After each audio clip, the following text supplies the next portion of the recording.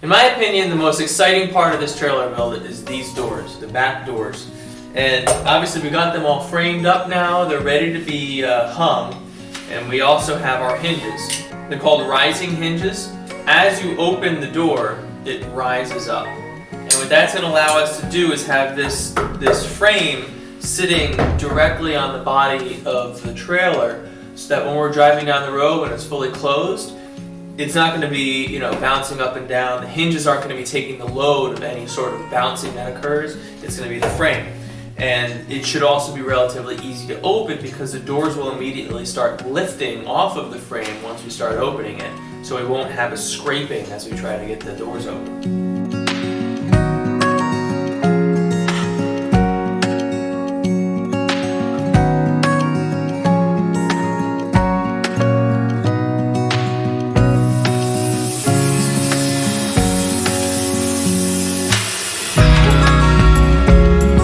Need a face shield. I'm getting pelted with a bunch of little pieces of wood.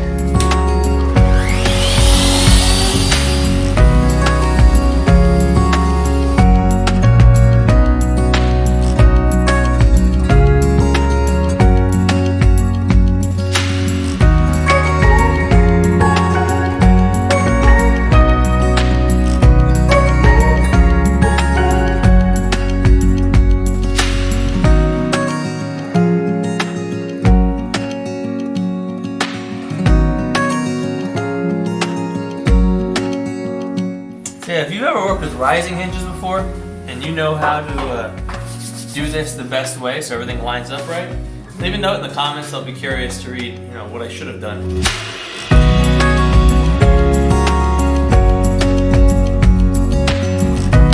Okay, now let's see what happens. Here we go.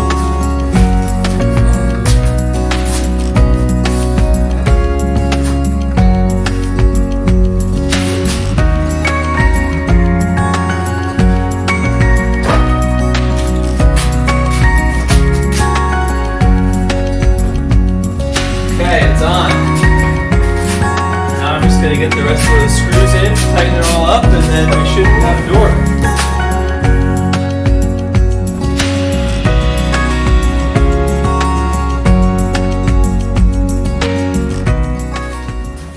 We did it! Okay, well, we did it with some marginal success, I'm going to say. It looks like the rising part of this whole endeavor is not working to plan. If I close this, it's supposed to settle down onto the thing. But right now it's dragging. Issue number 2. At full closure, that's the top hinge. That's the middle one. And that's the bottom one. Notice this one is significantly less of a gap than the others. So really only the bottom one is taking all the vertical load. The pulling load they're all taking, and that actually might be more of the load that I care about. The dragging piece, it's pretty coarse and yicky right now while I have these two pieces of wood rubbing on each other. But if I get the flashing down, and now I do it, it's a much smoother feeling. And if I have flashing, sliding over flashing, because I'm going to put it on the bottom of these too, I think that'll actually be very, not a big deal. It's not what I wanted. I wanted it to lift off, but, now I'm realizing how difficult a lift off like that is going to be to do. It's so sensitive to any error. I don't know how I could possibly get them in the exact correct position in order to make them do exactly what I wanted. The difference between a design in your head or on paper and real life. So we're going to leave it for now. And if we find that there's problems, we'll address them then. Alright, so now I'm just going to do the same process over here on this door. The difference is we're going to have 2 hinges instead of 3 because there's far less load that we have to worry about on this one. So yeah, when I'm all done with this, I'll catch up with you and you can see how they both work together. Alright, so we have both doors operating. This one opens just fine, this one opens as well. I had to do a bit of trimming on this edge of this door here to make sure that when this is fully closed, this can still get in. So I guess the big question is what's next? I got a few options, but I think I want to do the inside flooring next, just so I can freely, move in and out of there without just having to drag a giant piece of plywood out. Now we are going to be having insulation down here, and I don't have the insulation here yet, but I also plan on having the floor and the interior walls be removable. So I'm going to make the floor in like squares, and then put the squares in, and then I can take it out when I want to put the insulation in.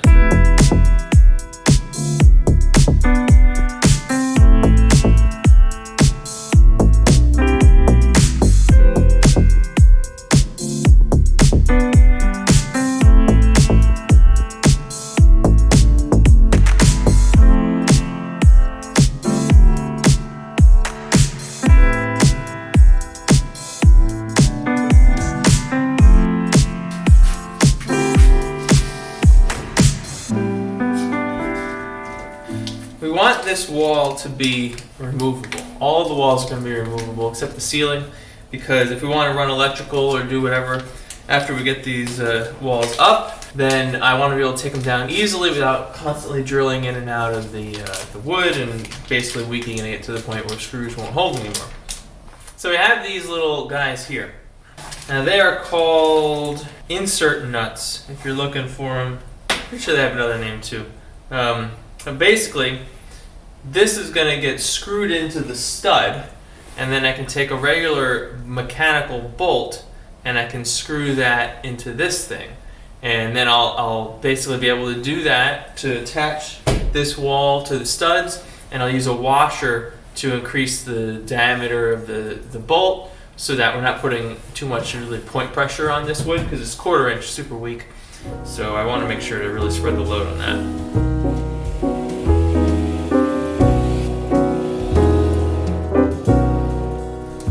Okay, there, I think it's going. Is it going? There we go. Uh-oh. Okay, the anchor's coming out. I'm gonna try to take the screw out. Alright, so you see this? This is basically stuck in here now. I should have used some, like a locking nut or something, so I could have gotten it out, but I'm gonna end up trying to use these clamps and hopefully not damage the threads.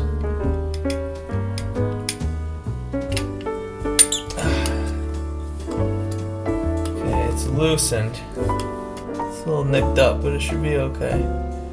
If you see there's a couple grooves in the top, there's a special tool you're supposed to be able to use to get this in. I'm gonna try just a flathead screwdriver. Hopefully I don't mess it up too much. Maybe since I already got the hole kind of screwed one time, it'll the flathead should be able to get it in there, hopefully, maybe. Okay, it seems to be working.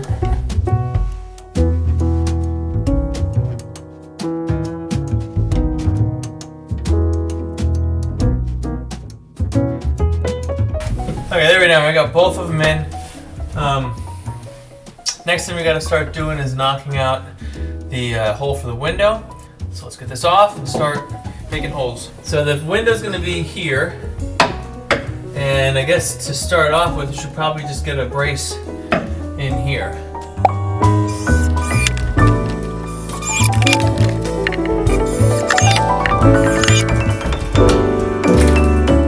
Hey guys, some coffee? Yeah, sure. Decaf or regular? Regular's fine. Oh, here you go. Thank you very much.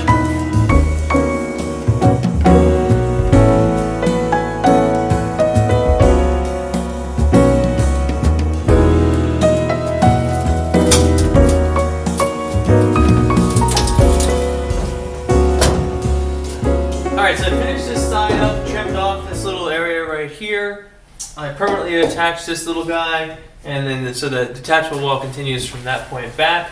And I also got the other side in, got the door cut, and that's all set. The next thing I want to take care of is the main vent at the top of the trailer. Now, if you saw my last video, you know that what I got for that is a MaxxAir Mini Deluxe. Now, this Mini Deluxe, it'll act as both a passive and an active vent, but you know, you can shut it so that it can be a non-vent if you want. Okay, so let's move on to getting this installed. Get that hole cut.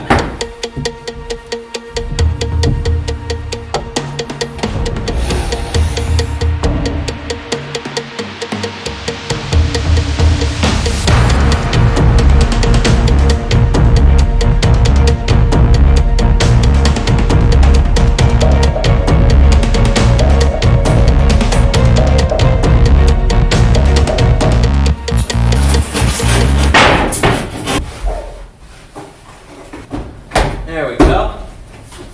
It's in. Now I'm going to try to clean up the mess in front of this trailer so I can get it out of the garage. See if it still fits. Okay, now first things first. I haven't moved this thing since it was just metal and there was nothing built on it. Now, if my estimates are right, based on how heavy this is supposed to be when it's all done, it should be around 1,400, 1,300 pounds, something like that. So I'm not certain I'll be able to move this by hand. Might have to hook up the truck. Let's see. Oh, that's actually not terrible. No, that's not bad at all. Okay, well, let's see if I can get it out.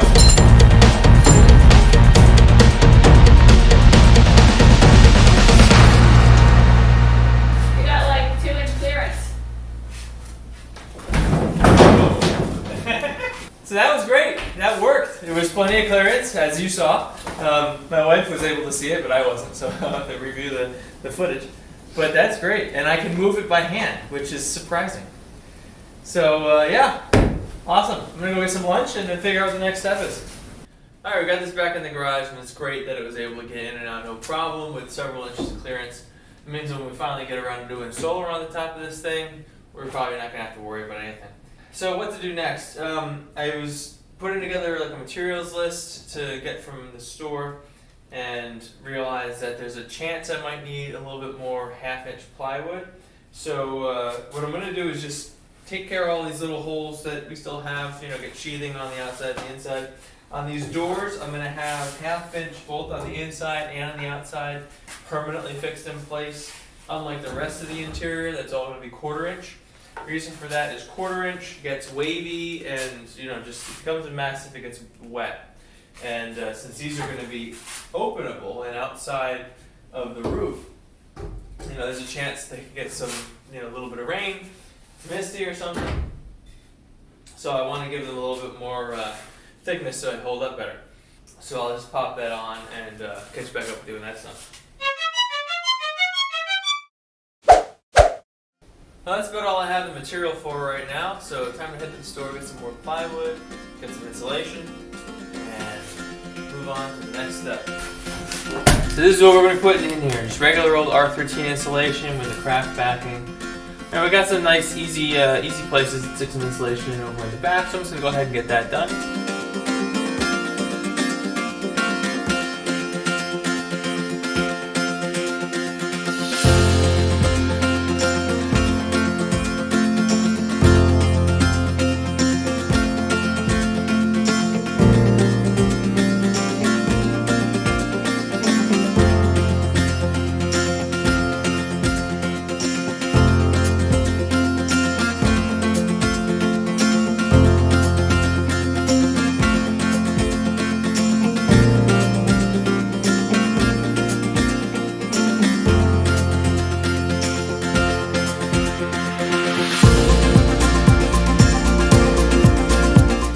Alright, so we got the insulation on all the walls now and these back doors. Floors will be super easy, but I do have to run wiring because we're getting to the point now where we need to get this thing roadworthy, which means I need lights, I need tail lights. So I'm going to start working on that electrical, get that line run, but first, off camera, I'm just going to get all this stuff sealed up so that, there's less potential for insulation flying all over the place.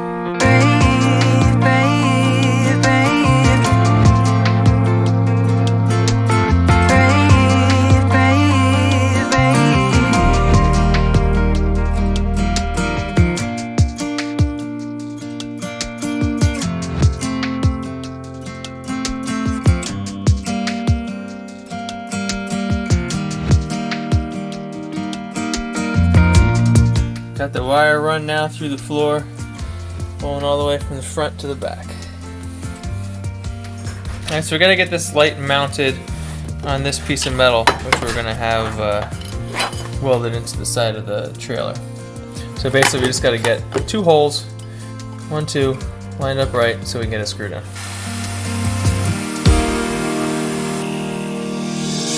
Hold on a bit more, 'cause I know you only see the rain, not the rainbow. Deep down I know you're strong. Give them hell, baby, prove them wrong. Just hold on a bit more, 'cause I know you only see the rain, not the rainbow. I know you'll get up again. Baby, stand up tall, I know you can be. Are you ready? Yes, let's get it up before anything else falls.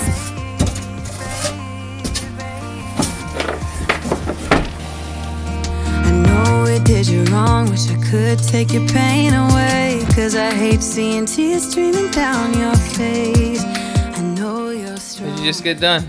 So I got all the insulation put down. So all the bottom insulation is done. Gotta put the boards back on top here. But all this side is done too. Ceiling's done, walls are done. Insulation is done everywhere. So we got a big portion of this thing done. The inside's almost ready to go. Val's finishing off. This flooring here is nice and squishy so we can lean on it, not hurt ourselves. Taillights are on, fenders are on, walls are up. Just gotta do that one last one over there real fast. Not a whole lot to do. So I think we're gonna leave it here and we'll just clean up these little things on the in between this one and the next video. Next video we're gonna start worrying about things like waterproofing, the outside of it, the window needs to be put in, the door needs to be put in, and then once that's done, we're gonna be ready to give it a shot and just sleep in it somewhere. Also gotta get a VIN number for this thing, so I gotta start dealing with DMV and all that stuff.